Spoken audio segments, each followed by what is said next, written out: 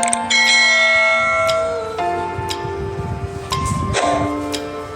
Guys, welcome back to my channel. आज मैं आपको इस वीडियो में कंटिन्यूटी टॉपिक कराऊंगा, जो कि कंटिन्यूटी एंड डिफरेंशियबिलिटी चैप्टर का है, जो कि हमारा चैप्टर 5th है। आई थिंक चैप्टर 5th है। तो इसमें मैं आपको जो फर्स्ट टॉपिक है इसका कंटिन्यूटी, वो आपको आज कराने वाला हूँ। तो वीडियो का एंड तक देखना और कंटिन्यूटी के बारे में समझना, ठीक है गाइस। कंटिन्यूटी का जो सिंपल मीनिंग होता है, बेसिकली वो कंटिन्यूस होता है, मतलब जो कभी रुके ना। अब हम इधर जो कंटिन्यूटी पढ़ रहे हैं वो है ग्राफ के बारे में ज़्यादातर, ठीक है। ग्राफ की कंटिन्यूटी क्या होती है, ये सब। तो जैसे मैं स्ट्रेट लाइन बनाऊं, तो मैंने इसको बिना चौक उठाए मैंने बना दिया एक बार में। अगर मैं आपसे बोलूं कि आप ये बनाओ बिना चौक उठाए, ये भी बन जाएगा आपका, ठीक है। बट अगर मैं आपको ये बोलूं कि ये बना के दिखाऊं, मैंने थोड़ा सा गैप दे दिया एंड देन ये बना के दिखाओ, तो बिना चौक उठाए इसको नहीं बना पाएंगे। तो जो ये है इसको बोलते हैं हम डिसकंटिन्यूटी। मतलब इधर जो ये लाइन है, लाइन भी एक फंक्शन ही है, लीनियर फंक्शन, तो इधर वो डिसकंटिन्यूस हो गया, मतलब कंटिन्यूस नहीं है, ठीक है। तो ये होता है कंटिन्यूस का मीनिंग इन एक्चुअल में, ठीक है। अब हम लेते हैं कि इसको लिखते कैसे, और एक एग्जाम्पल से मैं आपको अच्छे से समझाता हूँ इसको, ठीक है। फंक्शन है, मतलब f(x) की वैल्यू 1 कब होगी, जब x हमारा इक्वल टू 0 होगा एंड लेस देन 0 होगा, है ना। एंड 2 कब होगी, जब ग्रेटर देन 0 होगा बट इक्वल्स टू नहीं है। तो इसको बनाते हैं हम। 1 कब होगी वैल्यू, f(x) मतलब y एक्सिस पे बनता है ना f(x) हमारा, इसको y दे दो एंड इसको x, ठीक है। तो पहले इसको देखते हैं हम। 2 कब होगी, जब x ग्रेटर देन 0 होगा, है ना। तो बट इक्वल नहीं है, इधर x 0 के बराबर नहीं है, दैट्स वाई हम इधर जो 2 वैल्यू होगी उस पर गोला बनाएंगे। हम उसको ऐसे नहीं करेंगे, उसका ओपन गोला होगा ये ऐसे। और जैसे जैसे x बढ़ेगा तो y की वैल्यू भी 2 ही आएगी। इसमें बोला है बट बढ़ना चाहिए x, ठीक है, राइट डायरेक्शन में। एंड 1 कब होगी इसकी वैल्यू, y की वैल्यू 1 कब होगी, और देखो 1 इसमें होगा इसका भरा हुआ, क्योंकि ओपन नहीं होगा, ये फिल होगा क्योंकि इक्वल्स टू x है, ठीक है। एंड कब है, जब x लेस देन 0 है, तो ये इस साइड बनेगा, ठीक है। अब ये इसका ग्राफ बन चुका है। आप ठीक से देखो, इस ग्राफ को आप बिना चौक उठाए बना सकते हो, फिर बिना पेन उठाए नहीं बनेगा, क्योंकि आप पहले ही बनाओगे तो ये आप उठाना पड़ेगा, तब आपको ये बनाना पड़ेगा। तो ये है हमारा परफेक्ट एग्जाम्पल डिसकंटिन्यूस फंक्शन का, ठीक है। कंटिन्यूस नहीं है ये, ओके। अब जैसे मैं एक और एग्जांपल लूँ, सिंपल पैराबोला, आप सबको पता होगा पैराबोला ये होता है, ठीक है। अब इसको तो हमने यूँ बना दिया डायरेक्टली। अब एक और कंटिन्यूटी जो है एक चीज़ पर डिपेंड करती है कि हम किस पॉइंट पे कंटिन्यूटी निकाल रहे हैं, ठीक है, किन पॉइंट्स पर, पॉइंट नहीं पॉइंट्स पर, ठीक है। अब ये तो आप बोल दोगे कंटिन्यूस से सिंपल बन गया, जैसे कि मैंने पहले बताया। बट अगर मैं बोल दूं x is not equals to 0, 0 नहीं होगा x, तो इसको तो हम एक्सक्लूड करेंगे ना, इस चीज़ को तो एक्सक्लूड करेंगे हम इसको, ठीक है, क्योंकि 0 नहीं है x। तो दैट्स वाई इधर रुकेगा, फिर हमें फिर इधर से बनाना पड़ेगा। तो डिसकंटिन्यूस हो गया ना, किस पॉइंट पर, x इक्वल्स टू 0 पॉइंट पर, ठीक है। और भी एग्जाम्पल्स होंगे इसमें जिससे आप समझ सकते हो। तो कंटिन्यूटी डिपेंड किस पे कर गई, पहली तो एक सिंपल जो बिना पेन उठाए, इससे समझ सकते हो फर्स्ट पॉइंट से। दूसरा पॉइंट कि कंटिन्यूटी पॉइंट पे भी डिपेंड करती है, हम किस पॉइंट्स पे निकाल रहे हैं उसको, ठीक है। बात आ गई समझने की। अब हमें लिखना कैसे है वो मेन इंपॉर्टेंट है, ठीक है। तो लिखते कैसे हैं इसको, किसी फंक्शन को, any function is said to be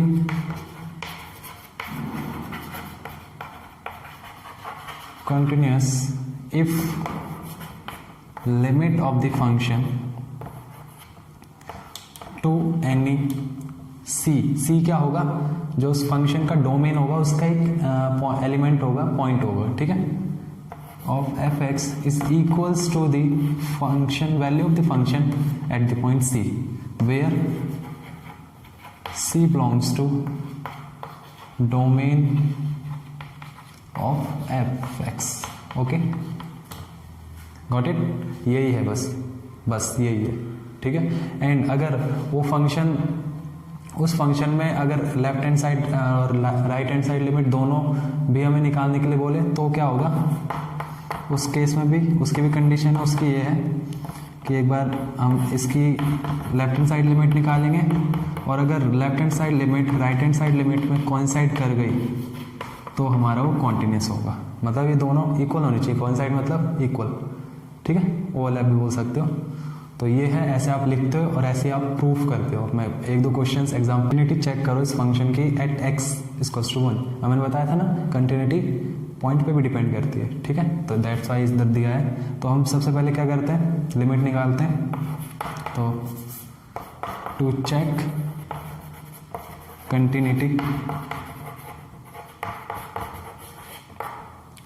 continuity, limit उस पॉइंट पे निकालते हैं x टेंस टू 1 f(x) कितनी आएगी लिमिट। तो आई होप आपको ये टॉपिक आता होगा लिमिट। तो ये कितना, इसमें वैल्यू पुट कर देंगे। और हाँ, लिमिट का मैं एक और बार मतलब बता दूँ आपको। लिमिट मतलब क्या होता है, किसी चीज़ को मतलब लिमिट कर देना, उसकी रेंज फिक्स कर देना, उतने तक उसकी वैल्यू आएगी।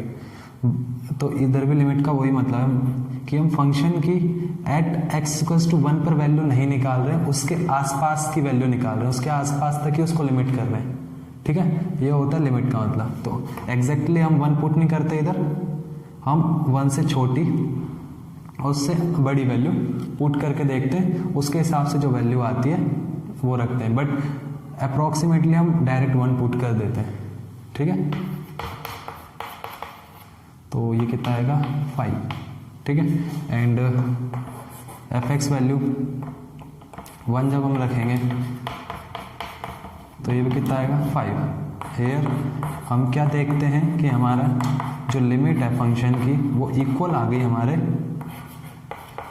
फंक्शन की वैल्यू पे eight x = 1 implies it is continuous function।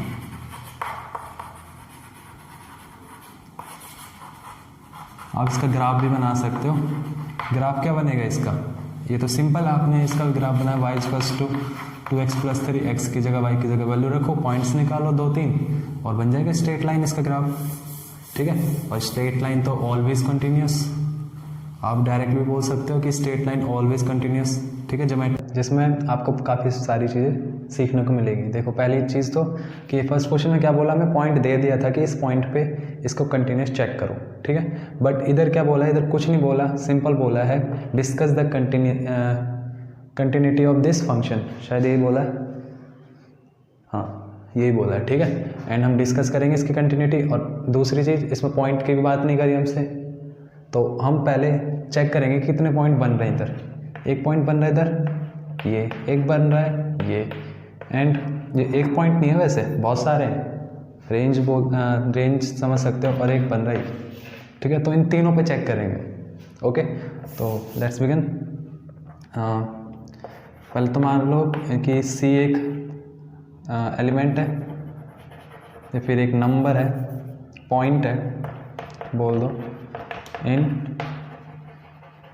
Domain of f(x), ठीक है। So if first case c is greater than 1, अगर c लेस देन का ले लो पहले, लेस देन 1, तो हमारी fc की वैल्यू क्या होगी, जब हमारा c मतलब फंक्शन जो वैल्यू है वो लेस देन 1 कब हो रही है इसमें, और इस कंडीशन में फंक्शन क्या यूज़ करते हैं ये, तो c + 2 होगी इसकी वैल्यू, ठीक है। लिमिट भी निकालो इसमें, लिमिट क्या होगी इसमें, एक्सटेंड टू c, ठीक है।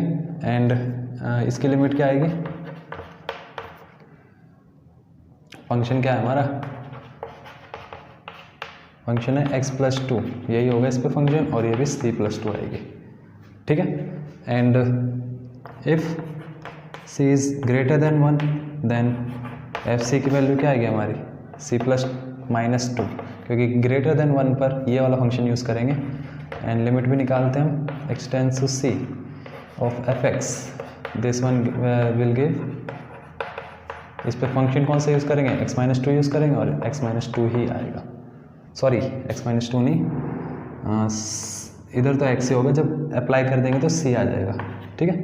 अब 1 पर if c equals to 1 then f क्या होगा, अब 1 कब है, इसमें कौन सा फंक्शन लेंगे, x प्लस 2, मतलब 1 प्लस 2 3। अब लिमिट निकालो।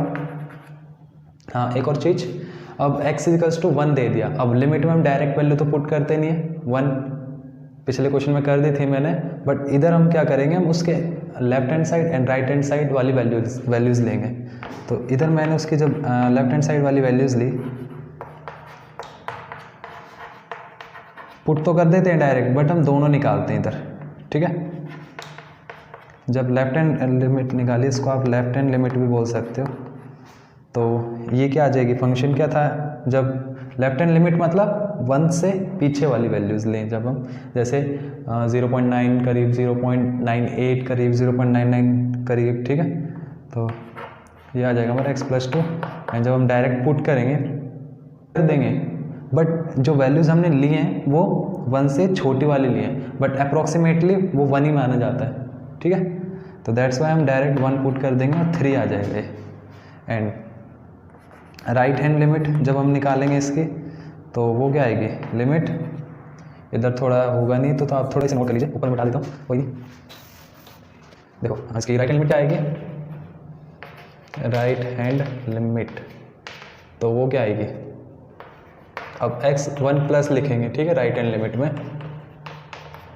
तो limit x tends to 1 plus, then ये क्या आ जाएगा, 1 प्लस पर मतलब ग्रेटर देन 1, ये वाला फंक्शन यूज़ करेंगे। 1 प्लस का मतलब क्या, 1 से आगे वाली वैल्यूज़, तो ग्रेटर देन 1, एंड इस पर हम डायरेक्ट 1 जब रखेंगे तो -1 आएगा। तो इससे हमें पता क्या चल रहा है कि limit right hand limit does not equals to left hand limit and also right hand limit does not equals to value of the function at that point, ठीक है। तो इससे क्या पता चल रहा है, डिसकंटिन्यूअस फंक्शन है। और एक और चीज़ हमें इस क्वेश्चन में ये सीखने को मिलेगी कि हमें ये भी जानने को मिलेगा कि हम डिसकंटिन्यूटी वाला पॉइंट कैसे निकालते हैं। अब आप पहले थोड़ा नोट कर लीजिए इसको।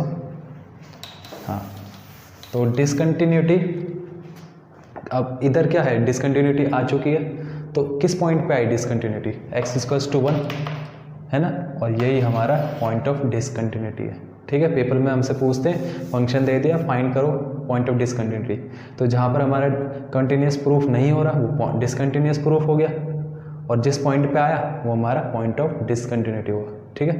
तो x equals to 1 is the point of discontinuity. पहले तो आपको ये लाइन लिखनी है कि इम्प्लाइज करके it is not continuous function, ठीक है, okay. And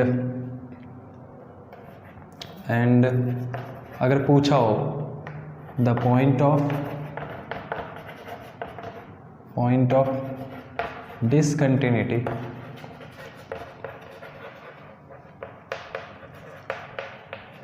is x equals to 1, या फिर ये बोल सकते हो the function given function is discontinuous at x equals to 1, ठीक है।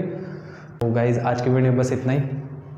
नेक्स्ट वीडियो में मैं आपको कंटिन्यूटी ऑफ डिफरेंट फंक्शंस जैसे linear function, trigonometric function and logarithm functions and जो भी फंक्शंस है इसमें, हाँ, modulus function, greatest integer function, जो कि आपने 11th क्लास में पढ़े जितने फंक्शन, उन सब की कंटिन्यूटी हम डिस्कस करेंगे नेक्स्ट वीडियो में। एंड उस वीडियो में बस उतना ही होने वाला है, और उससे आने वाली वीडियो में मैं आपको एक्सरसाइज पे जाऊँगा एंड उधर हम डिफरेंट क्वेश्चंस लेंगे, तो हमारे कंसेप्ट क्लियर होंगे और अच्छे से, और हम क्वेश्चंस अटैम्प्ट अच्छे से कर पाएंगे, ठीक है। तो मिलते हैं नेक्स्ट वीडियो में।